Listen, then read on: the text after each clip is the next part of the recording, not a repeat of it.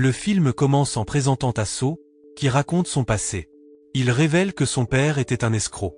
Une fois, quand leur voisin a eu une nouvelle télévision, le père de Tasso l'a prise et l'a vendue au marché. Bien que son père avait la réputation d'être un arnaqueur en dehors de chez eux, il était très aimant envers ses deux enfants. Il protégeait particulièrement la sœur cadette de Tasso, Chi-yeon, même lorsqu'elle était approchée par un homme. Tasso explique ensuite qu'il est devenu un meneur dans son école et qu'il se battait souvent. Un jour, il a vu son père se faire battre à la maison, et la personne responsable s'est avérée être un procureur. Cet incident a fait réaliser à Tasso que les procureurs avaient un vrai pouvoir car ils pouvaient décider des punitions, même de la peine de mort. Tasso a compris que bien que se battre à l'école puisse sembler impressionnant, ce sont les studieux qui détenaient le vrai pouvoir. À partir de ce moment, il a décidé de poursuivre une carrière dans la magistrature. À l'école, il était souvent surpris en train de dormir pendant les cours, mais son professeur le laissait faire, pensant que Tasso parlait seulement de devenir procureur sans réelle intention. Plus tard, alors qu'il passait du temps avec des amis dans un club, Tasso a remarqué quelqu'un lisant un livre dans le même club. Dès ce moment-là, Tasso a commencé à lire des livres, réalisant que son cerveau absorbait plus rapidement les informations dans des environnements bruyants. Il lisait même des livres en étant poursuivi par la police pendant des bagarres, constatant que son cerveau absorbait l'information plus rapidement de cette façon. Le lendemain à l'école, le professeur de Tasso a été étonné par ses résultats exceptionnels au test et l'a accusé de tricherie. Cependant, lorsque Tasso a refait le test, il a quand même obtenu des résultats exceptionnels, prouvant ainsi ses capacités. Le professeur s'est excusé auprès de Tasso et l'a même invité à un repas. Peu de temps après, Tasso a obtenu son diplôme et a été admis dans une université prestigieuse. Ensuite, il a effectué son service militaire obligatoire, où il a continué à étudier avec diligence. Pendant ce temps, il a réussi l'examen judiciaire. Avant de devenir procureur, il a suivi 2 ans de formation.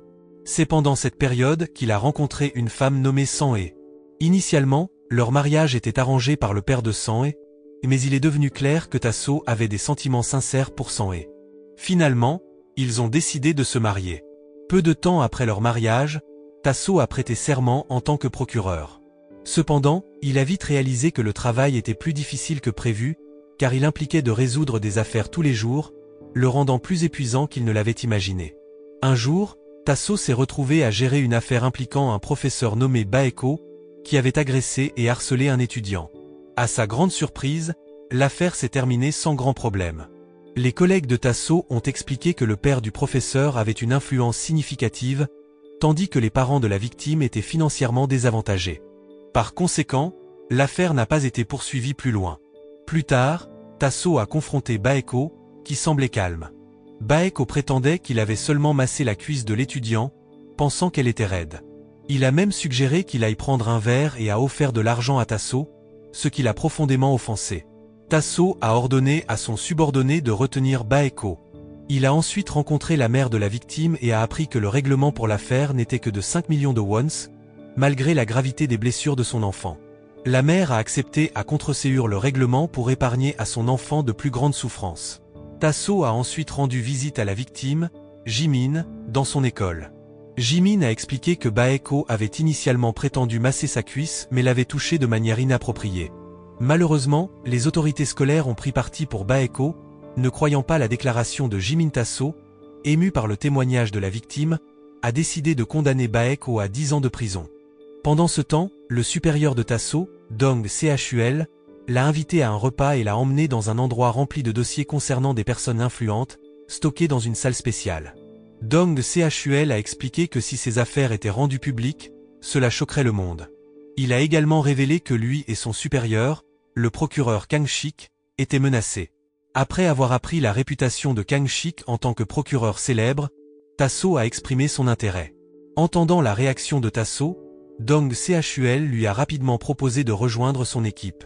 Dong Chul a expliqué que Tasso n'aurait plus besoin de travailler dur, car l'argent coulerait facilement.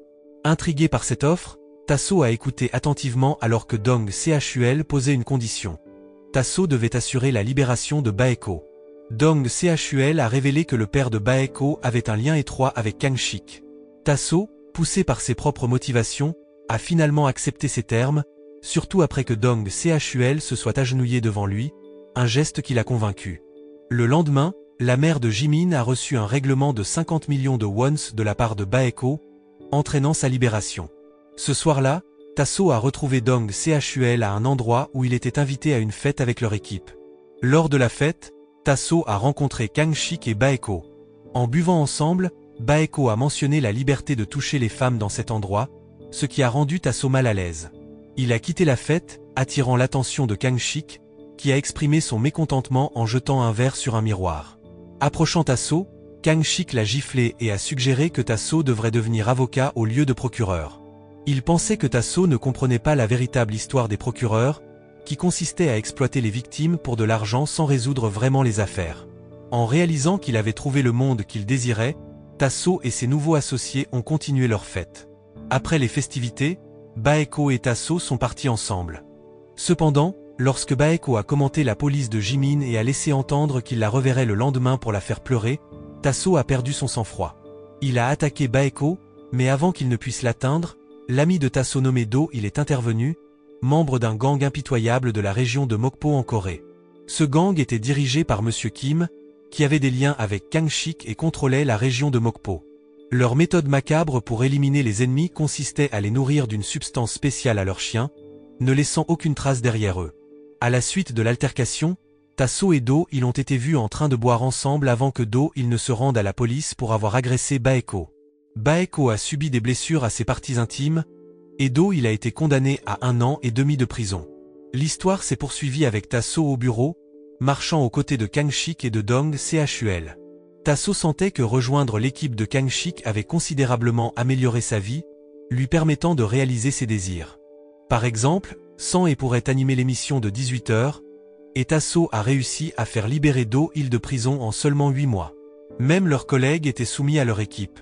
Par la suite, une élection présidentielle a eu lieu, et l'équipe de Kang Shik a saisi l'occasion pour dévoiler une affaire longtemps cachée qui ternirait l'image du candidat opposé et assurerait la victoire de leur candidat préféré. Leur candidat choisi est sorti victorieux, et ils ont célébré leur succès. Le lendemain, l'équipe de Kang Shik a exposé une autre affaire longtemps enfouie, conduisant à l'emprisonnement du chef de la police. Cependant, l'un des collègues de Kang Shik semblait mécontent de cette démarche. Kang Shik a expliqué qu'il ne voulait pas que les procureurs soient liés par la loi, affirmant que les procureurs ne seraient pas craints s'ils étaient limités par des contraintes légales. Il a déclaré qu'il pourrait tout résoudre le lendemain si son collègue changeait d'avis. Finalement, son collègue a accepté. Le lendemain, Kang Shik a instruit son équipe de révéler un scandale impliquant un artiste coréen de renom.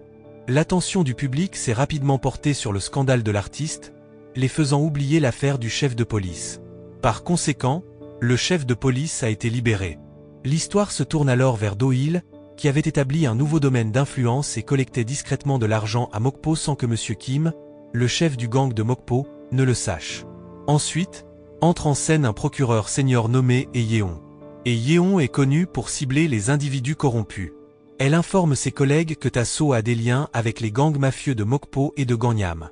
Et Yeon sait également que les soutiens de Tasso sont Dong Chul et Kang Shik. D'autre part, un collègue de Tasso l'appelle et le met en garde contre le fait qu'Yeon le vise. Le collègue conseille à Tasso de ne pas rencontrer sa petite amie, une actrice débutante, pour éviter les complications. Il est révélé que Tasso fréquente secrètement l'actrice. So Dane, sang he surprend leur conversation. Si kapuste sua paniker et arviter sang he. Le lendemain, Kang Shik s'approcha de Tasso, exprimant ses inquiétudes concernant les récents bruits qui circulaient à son sujet. Kang Shik mentionna une élection à venir et voulait s'assurer que les rumeurs ne perturbaient pas leur plan. Il demanda à Tasso d'éviter tout contact avec Do-il. Plus tard, Tasso rencontra Do-il, qui souhaitait s'installer à Séoul et recherchait l'aide de Tasso pour les affaires de Mokpo. Tasso, craignant que cela ne contrevienne aux souhaits de Kang Shik, essaya de dissuader Do-il. Pendant ce temps, Sang visita le bureau de Tasso pour lui rendre ses affaires. Elle avait découvert sa liaison avec la nouvelle actrice et l'avait chassé de chez eux. L'histoire se tourna ensuite vers Do-il, qui élargissait son territoire, trahissant apparemment Monsieur Kim. Tasso s'inquiétait de la trahison de Do-il et de son propre rôle dans le gang, qui consistait à administrer une substance aux ennemis, les transformant en repas pour les chiens du gang. Plus tard, dans un ascenseur, Tasso rencontra Yeon, qui lui remit un journal à lire. Dong Chul souligna ensuite l'importance du contenu du journal. En lisant le journal, Tasso fut choqué de voir un article sur Do-il formant un nouveau gang, soutenu par le procureur Tasso. Cela exaspéra Dong Chul, qui s'inquiétait de la réputation de Kang Shik alors qu'il s'apprêtait à s'inscrire en tant que procureur général. Lorsque Tasso rencontra Kang Shik, il fut violemment battu, et Dong Chul tenta d'intervenir mais se fit également battre. Dong Chul dit plus tard à Tasso qu'il devait capturer Do-il, sinon M. Kim de Mokpo le tuerait. Le lendemain, Kang Shik transféra Tasso dans le cadre de ses efforts pour devenir le procureur général. Pendant ce temps, M. Kim prit le contrôle du territoire de Do-il. En prison, Tasso rendit visite à Do-il, qui jura de se venger contre ceux qui l'avaient mis derrière les barreaux. Do-il confia également son argent à Tasso, mais Tasso finit par en donner une partie à M. Kim pour tenter de sauver la vie de Do-il. Le lendemain, Yeon rendit visite à la villa de Tasso. Elle remarqua le coût élevé de la location d'un tel endroit et soupçonna que Tasso utilisait l'argent de Do-il. Tasso réalisa qu'Yeon voulait capturer Kang Shik et qu'il était devenu sa cible. Pour changer de sujet, Tasso aborda autre chose, mettant Yeon mal à l'aise, et elle partit. Tasso confia ensuite à Dong Chul la visite d'Yeon. Cependant, Dong Chul le réprimanda et conseilla à Tasso d'être prudent, surtout depuis qu'il avait été transféré dans une zone éloignée. Il suggéra à Tasso de démissionner en tant que procureur ou de rester en dehors des ennuis, car il ne voulait pas que Kang Shik soit pris à travers Tasso. Se sentant déçu, Tasso apprit par son subordonné que les actifs et le territoire de Do-il avaient été repris par M. Kim, et l'argent de Do-il était désormais en possession de Tasso. Do-il, 63, Yura Vengeance. Do-il confronta Tasso, qui admit en larmes avoir utilisé son argent et mis fin à leur relation. Plus tard, Tasso fut récupéré par Kang Shik et Dong Chul pour aller boire. En plaisantant dans la voiture, Do-il les percuta, blessant Tasso, Kang Shik et Dong Chul. Tasso resta seul à l'hôpital lorsque Kang Shik et Dong Chul partirent. Après cet incident, Do-il disparut pendant 6 mois. Pendant ce temps, les hommes de main de Do-il rencontrèrent Tasso et révélèrent que Do-il l'avait en fait sauvé en provoquant l'accident de voiture. Tasso fut d'abord confus, mais ils expliquèrent que Kang Shik, en collaboration avec M. Kim, avait prévu de tuer Tasso. Do-il a appris ce complot et a essayé de sauver Tasso, mais maintenant Do-il et Tasso sont tous deux des cibles de Kang Shik et de M. Kim. En entendant cela, Tasso est submergé par la culpabilité et éclate en larmes. Pendant ce temps, Do-il refait surface et affronte M. Kim, et une bagarre éclate, ce qui entraîne Do-il à être poignardé puis à être soumis à une substance spéciale avant d'être déchiqueté par des chiens. M. Kim et Kang Shik regardent la mort atroce de Do-il avec satisfaction, tandis que Tasso pleure le destin de son ami. Peu après, la sœur de Tasso, Shi-yeon, lui rend visite et lui annonce que leur père a été arrêté sans raison claire.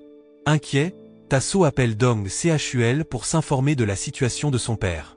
Dong Chul conseille à Tasso de démissionner et à tout arranger pour lui.